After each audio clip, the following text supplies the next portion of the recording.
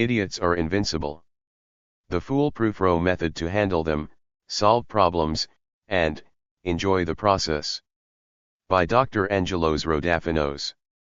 Chapter 8. On the way home. Time is a great teacher, but, unfortunately, it kills all its pupils. Louis Hector Berlioz. We presented two useful techniques, the stress visa to help you manage excessive stress and Porky to help you manage professional complainers. Today we will discuss a couple of techniques for those who want to lose weight, as dissatisfaction with one's image can be a significant source of stress. Best to read the text below at the end of your workday. Don, our hero, is about to pack up and leave work.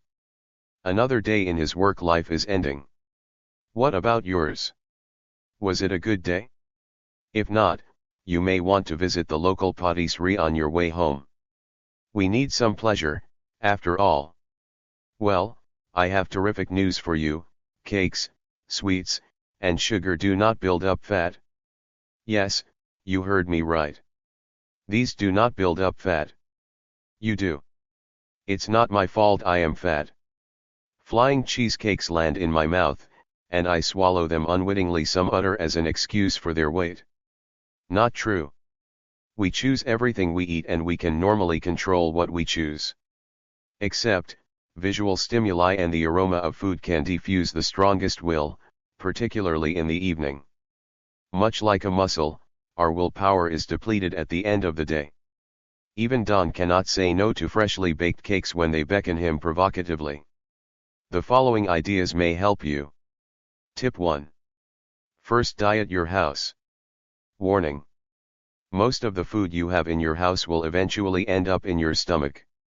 If you wish to lose weight, watch your purchases example from the supermarket and ensure you also ask your friends and relatives for their support. Dear Mom, if you really love me the way you say you do, please don't fill up the house with sugar and other unhealthy foods. Tip 2. Change your route. If you have trouble saying no to treats, alter your normal route. Avoid passing near bakeries and fast food restaurants. You will significantly reduce the likelihood of running into ambushes by ground-to-mouth to stomach flying cheesecake or hamburger missiles. As Jim Rohn puts it, we must all suffer from one of two pains, the pain of discipline or the pain of regret. The difference is discipline weighs ounces while regret weighs tons. He adds, something that tastes sweet in the mouth might turn bitter in the belly. Nothing tastes as good as being thin feels. Elizabeth Berg. The advice about dieting and losing weight is endless.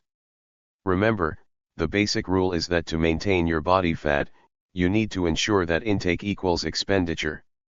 To reduce it, ensure that intake is less than expenditure. Commitment devices. Here is your usual bonus technique, one of my favorites. Keeping up with new findings and new technologies, use a commitment device, a tool that holds you to your promises. Download one of the many virtual nagging wife or a similar nagging husband app. You can select a photo, the hair color, voice, text, and your spouse's avatar will pop up at key times, example before lunch, to remind you, watch what you eat honey, you did promise to lose weight, didn't you? I love you. The truth is that, much like Aesop's fable about the goose and the golden egg, if you wish to sustain your ability to produce, you need to make sure you nourish and take good care of the producer, that is, yourself. If you want to accomplish your goals, and enjoy the process, best to engage in energy rather than time management. It is essential that you have the required energy and vitality during the day. For this purpose, I suggest you check your path and examine your daily habits. Are you heading where you want to go or where you do not want to end up? Look for inconsistencies in your values and your everyday behavior.